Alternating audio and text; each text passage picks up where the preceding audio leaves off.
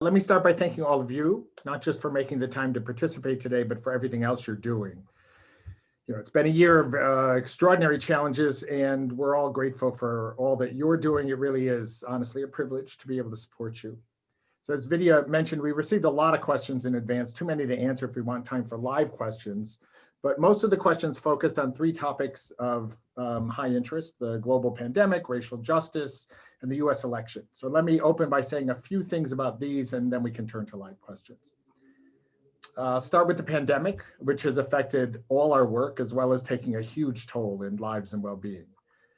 Right now, as you know, the situation is dire across the nation. Rules for social distancing remain in place throughout California. And as you can see, all of us in the, you can't necessarily see, but all of us in the Bay Area are working from home.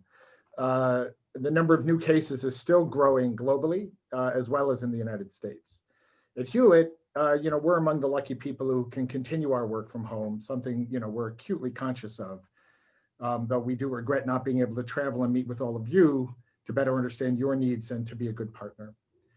There is, at the same time, good news, given the remarkable progress in vaccine development. It's a cliche, but we really can begin to see light at the end of the tunnel. That said, the end is still a ways off. Much remains to be seen about how quickly the vaccines could be manufactured and how they will be distributed globally and in the US, and especially how they're going to be distributed to the most vulnerable populations. Lacking expertise in that whole set of issues, we haven't shifted gears to work on global public health and remain focused on our core areas of grant making. We continue to be as flexible as possible when it comes to grant conditions and requirements, which we have heard from many of you has been helpful in enabling you to pivot to your most pressing needs. That's been a long-term commitment at Hewlett, but we were happy to see so many other funders shift toward providing flexible funds during the pandemic, and hopefully they'll stick with that after it ends. We made several pandemic-related moves that were aligned with our work or long-term goals. Together with other local funders, we made $10 million in grants for broad COVID relief, alongside significant efforts to address the profound needs of the performing arts sector in the Bay Area, which was particularly hard hit. Emiko Ono, who directs our performing arts program, can go into that in greater depth if anyone has questions. But it included a special one-time allocation of $17 million to help key organizations that will be essential in rebuilding the sector to prepare and adapt. We also made grants to help make the election work despite the health crisis. Next, as you all know, several months into the pandemic, the latest series of high-profile police killings of Black men and women broke open concerns about racism that have been building for years. Like every organization in philanthropy, the resulting protests and national awakening deeply affected and moved the foundation and its staff and board. We've been actively working on improving the foundation's practices respecting diversity, equity, and inclusion since my first year at the foundation back in 2012, and I've talked about that during these calls in the past. But the outcry led us to realize that focusing broadly on DEI issues was insufficient, and that we needed to attend more specifically to systemic and anti-Black racism. While equity and racial justice have been elements in much of our past work and had recently become more central in many of our strategies, Hewlett had not historically addressed systemic racism directly, and events this year served as a call to action. I wrote about this on our website earlier in the summer when we announced a number of steps we're taking to combat systemic racism specifically. Those include more intentionally addressing systemic racism in our ongoing programs, new grant-making commitments of $170 million to address the problem head-on, and internal steps to better align our culture and operations with those commitments. In terms of funding, we awarded the first $18 million in grants this year to address anti-Black racism.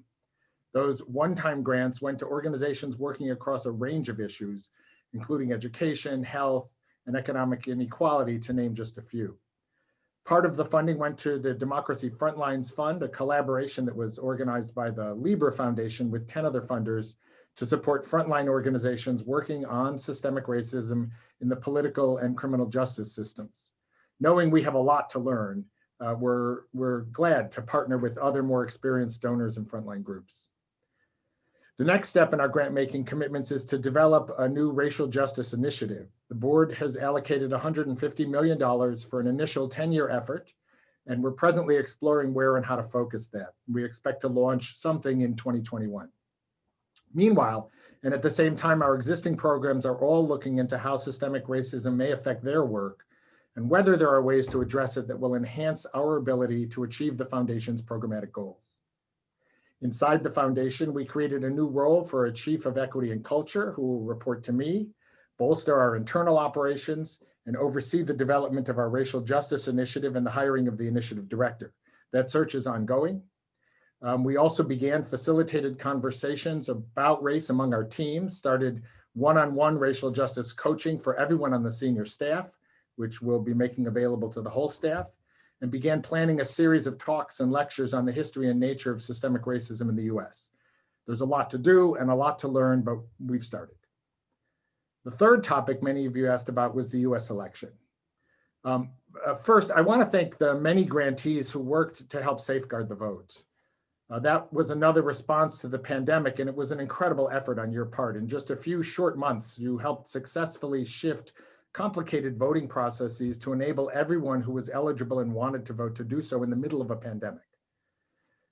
Reliable, independent sources, as well as election officials from both parties, say this was the most secure election ever, even with the highest turnout since 1900. And despite the best efforts of President Trump and his supporters to disrupt the post-election process, it has in fact proceeded smoothly and exactly on schedule, right up to today's meeting of electors in all 50 states. It really is a remarkable achievement.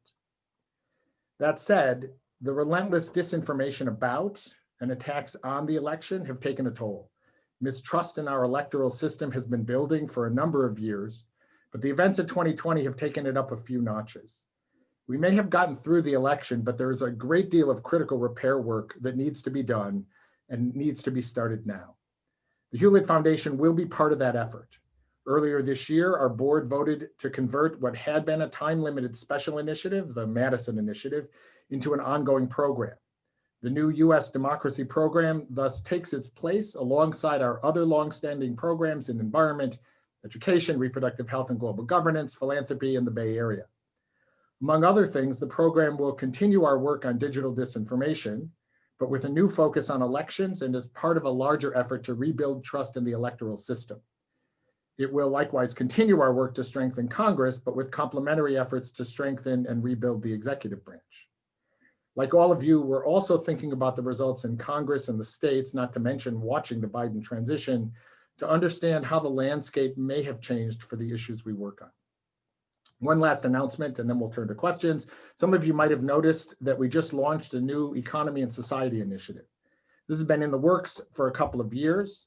The rise of ethno-nationalism in the US and around the world reflects and responds to a widespread loss of faith in the institutions and ideas that have broadly structured politics since the 1970s. To counter that, we need some kind of new common sense about the relationship between governments, markets, and people. One better than blaming those problems on some other or some secret evil elite. Societies always have a prevailing wisdom about how the economy works and what its proper aims should be. Think of things like mercantilism in the 18th century or laissez-faire in the 19th century or Keynesianism in the mid-20th century. For the past 40 years, the prevailing model in the US and much of the rest of the world, model embraced by Democrats and Republicans alike, has been what we've come to call neoliberalism. It's a variation on laissez-faire, hence the neo in the neoliberalism, but based largely on the notion that society consists of individuals in competition, that our goal as a society is to generate wealth without much regard for its distribution, and that free markets are the best tool for that. However useful that approach may have been in addressing problems at an earlier time, it's failing now, as evidenced by things like skyrocketing wealth inequality and our inability to address problems like climate change that need government solutions. We need a new way of thinking about government, markets, and their relationship to society in order to shift the underlying terms of debate and open up space for solutions that neoliberalism is currently choking off. There's real ferment on both the right and the left to think differently, and we believe that philanthropic investment in ideas can make a difference. Neoliberalism itself was promoted by patient philanthropy in the 1950s and 60s, and we need to do something similar now.